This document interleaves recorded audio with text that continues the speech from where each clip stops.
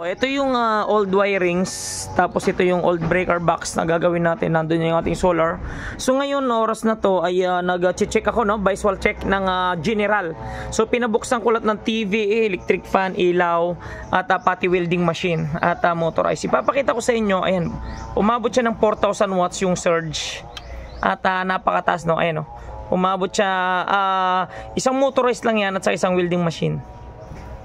Ayan, nagwi-welding si tatay at umaabot ng 3,460 at yun yung welding ni tatay. Ayan, tinitest niya doon. Okay, tapos pagaganayin natin yung dalawang motorized doon at yung welding machine ni tatay at may isang motorized dito sa likod. So tara, okay na tay. Ayan, so ito ngayon yung nangyayari dito, no? 2.2, 2.3. Ayan, sumasabay na lahat, tatlong motorized at welding machine. Ayan. Okay na tayo, ayos na. Ayos na. Okay, so motorized naman tayo. At tingnan naman natin yung motorized na tatlo, no? Bali, yung 1,000 watts na yan ay itong buong bahay at yung pangalawang bahay. So dalawang bahay ang tumatakbo rito at isang motor ng bahay, jet pump. So tingnan naman natin yung sa car wash nila, dalawang motor, kung ilang ang surge niya. Ayan. So dalawang motor na yung tumatakbo ngayon at 1,800. So tingnan natin pag tatlo na yung tumatakbo. At ang current ay 8 ampere at ang current sa tester ko ay 8 ampere din. So 1.8 yung kanilang pinatatakbong appliances ngayon. Yan yung importante na gagawin natin, no? So i-rehab or papalitan ko etong mga wirings dito maya-maya lamang kasi nga medyo may mga edad na at syempre itatama natin yung wirings, kaya naman ay nagpabili ako ng mga breaker. Ayan. So umabot tayo ng 2,700 watts doon sa tatlong motorized yan, no?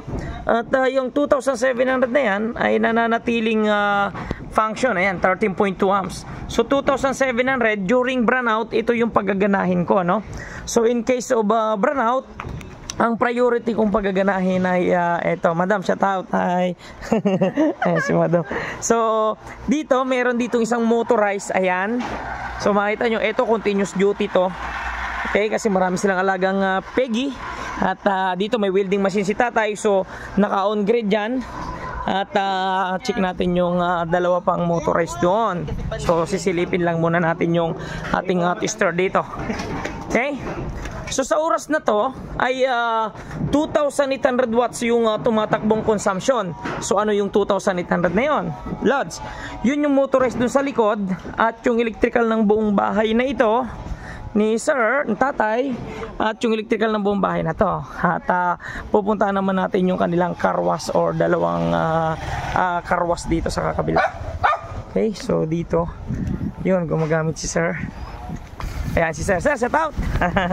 Ayan si sir, oh. So dito yung kanilang car wash, no? Meron ditong pang sabon na may motorized, tapos ito naman. So tatlong motorized, magdadagdag pa daw sila, no? Tatlong motorized at dalawang bahay paggaganahin ko at welding machine na dalawa.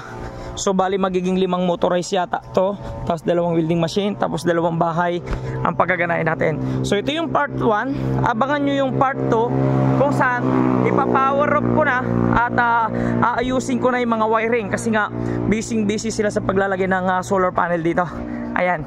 So kinakabit ng mga tropa yung solar panel at ako naman ay nagkakandak ako ng pinakamagandang the best na diskarte para hindi ma-torture yung ating tinatawag na inverter, no? So bali sa oras na to ay 2,000 na lang, bumaba na kasi tapos ng surge at 11 ampere at 11 ampere rin dito.